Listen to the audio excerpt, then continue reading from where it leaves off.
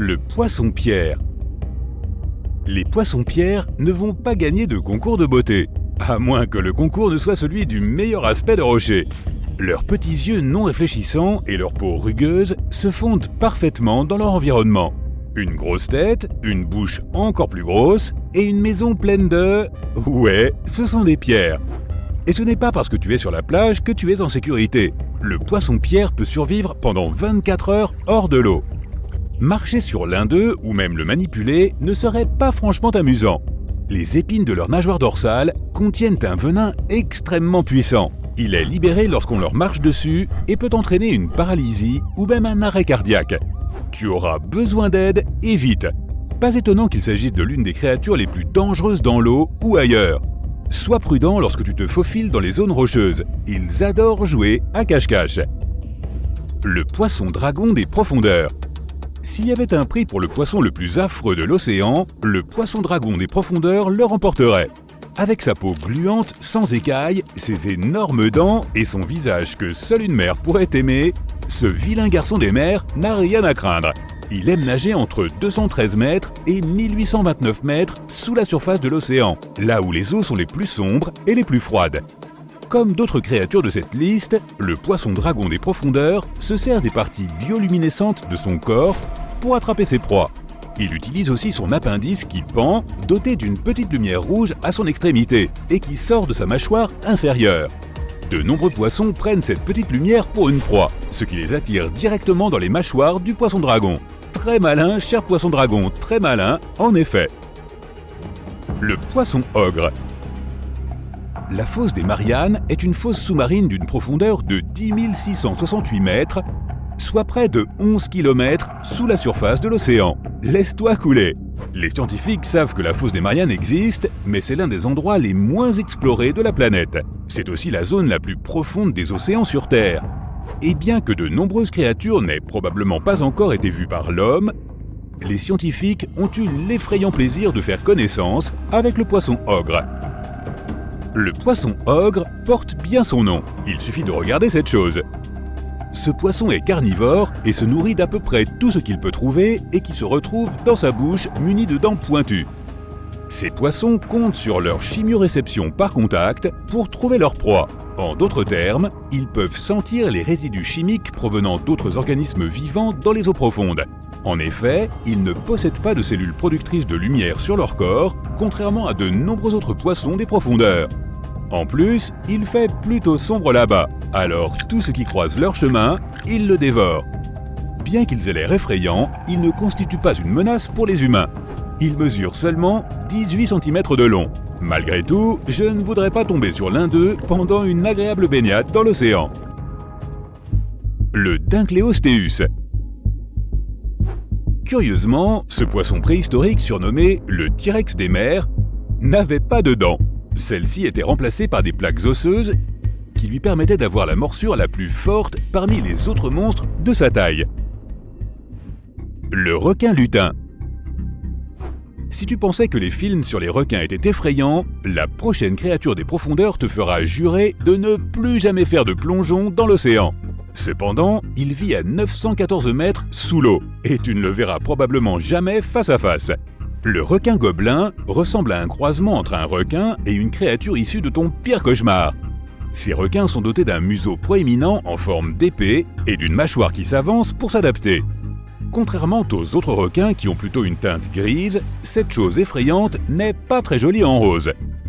En dehors de leur comportement effrayant, que savent vraiment les scientifiques sur le requin lutin ? Eh bien, pas grand-chose, si ce n'est qu'il peut atteindre 5 mètres de long. On dirait qu'il y a encore beaucoup à apprendre sur ces gars-là, si tu oses te lancer. Au fait, tu savais que les requins ne dorment pas ? De nombreuses espèces doivent faire circuler l'eau à travers leurs branchies pour obtenir de l'oxygène. Ils ne peuvent donc pas tomber dans un sommeil profond comme nous le faisons. C'est pourquoi ils restent à moitié éveillés pendant leur repos. En général, les requins ne ferment même pas les yeux. Le scalet féroce. Ce requin est une horreur vivante, avec des dents inférieures grandes et pointues, tandis que les supérieures sont beaucoup plus petites. Lorsque ses dents tombent, le requin les mange pour obtenir son niveau de calcium. Une solution plutôt intelligente pour un requin. Le requin lézard. Étudier le requin lézard, c'est comme regarder à travers un portail vers les temps préhistoriques. En effet, les scientifiques pensent que ces requins, qui ressemblent à des anguilles, n'ont pas beaucoup changé depuis que leurs ancêtres les plus anciens ont parcouru les eaux profondes, si bien qu'on les appelle parfois des fossiles vivants. La bouche de ces animaux est remplie de 25 terrifiantes rangées de dents pointues orientées vers l'arrière, 300 au total. Elles sont conçues pour saisir les proies et les tenir fermement afin qu'elles ne puissent pas s'échapper, selon les premières études sur le requin réalisées en 1884 et publiées dans le bulletin de l'Institut Essex. Heureusement pour les nageurs, ces bêtes vivent entre 119 mètres et 1280 mètres sous la surface de l'océan, de sorte qu'ils ne les rencontreront probablement jamais. Tout est dans le « probablement ». C'est probablement le pire cauchemar de tout dentiste. L'Astroscopus guttatus. Regarde ce petit bout de chou. L'Astroscopus guttatus n'est certainement pas une créature que l'on souhaite voir au fond de l'océan. Cette horrible créature cache son corps sous le sable et laisse son visage au-dessus pour attendre sa proie. Le requin tapi barbu. Voici un autre requin tapi dans notre liste. Il se couche au fond de la mer et attend patiemment le passage de sa proie. Le requin fantôme d'Australie. Le requin fantôme d'Australie n'est pas vraiment un requin, mais un poisson très osseux. C'est aussi un fossile vivant. Il n'a pas changé au cours des 400 derniers millions d'années.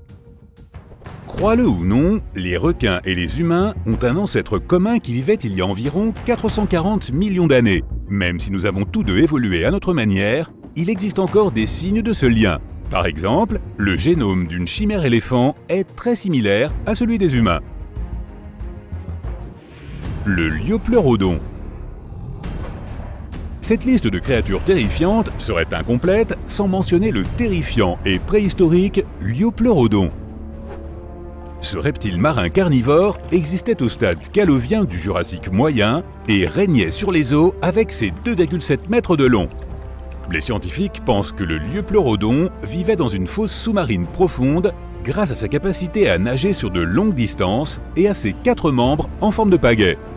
S'ils n'étaient probablement pas capables de se propulser vers leur proie comme d'autres animaux de la région, ils parvenaient néanmoins à accélérer et à attaquer de manière absolument impitoyable et efficace. De plus, ils se servaient de leur long museau pour sentir leur proie, ce qui amène les scientifiques à penser qu'ils ne dépendaient pas de la vue pour chasser. Cela signifie qu'ils auraient pu survivre dans l'obscurité de la fosse des Mariannes. Il y a environ 150 millions d'années, le liopleurodon s'est éteint en raison de la concurrence pour les proies avec d'autres reptiles marins en plein essor. Et je pense que je parle au nom de tous lorsque je dis « merci mon Dieu pour cela ». Si l'on considère que les scientifiques n'ont exploré que 5% des fonds marins et qu'ils ont trouvé certaines des créatures marines les plus effrayantes que l'on puisse imaginer, on ne peut que rêver des autres animaux qui résident dans les eaux profondes. Il est peut-être préférable de les garder dans son imagination. Je me trompe ? Le requin grande gueule. Ce requin est un filtreur et il est gentil avec les humains, bien que son énorme bouche puisse paraître assez menaçante. Comme le requin pèlerin, il nage avec la bouche constamment grande ouverte, comme s'il était sur Twitter. Le grand gousier pélican. Cette anguille des profondeurs a un ventre facilement distendu qui lui permet d'avaler des proies qui font 2 fois sa taille en une seule bouchée monstre. Elle a une mâchoire de forme très inhabituelle et peut atteindre une longueur de 61 à 91 cm. Tu vois cette grosse bûche près du fond de l'océan ? C'est peut-être une partie d'un vieux navire, un trésor, de l'or, des diamants, je suis riche. En t'approchant, tu remarques quelque chose. Elle nage. Ce n'est pas un requin ou un dauphin, c'est un crocodile d'eau salée. Maintenant, ne panique pas. Si tu tombes sur un de ces reptiles dans la mer, il est peu probable qu'ils te considèrent comme de la nourriture. Les crocodiles ont une valve spéciale dans leur gorge qui les empêche de se noyer sous l'eau. Mais cela ne veut pas dire qu'ils ne peuvent pas mordre. Normalement, ils se dirigent vers une île voisine et le moyen le plus rapide d'y arriver est de faire du body surf. Ils ne peuvent pas vraiment prendre le ferry. Tu peux les observer de loin, mais ne nage pas tout de suite vers le bord. Ils aiment tendre une embuscade à leur repas dans les eaux peu profondes. S'il y a un moment où je voudrais voir un grand requin blanc, c'est quand je plonge avec des crocodiles. Ils acceptent volontiers un repas de la taille d'un crocodile si tu sais les motiver correctement.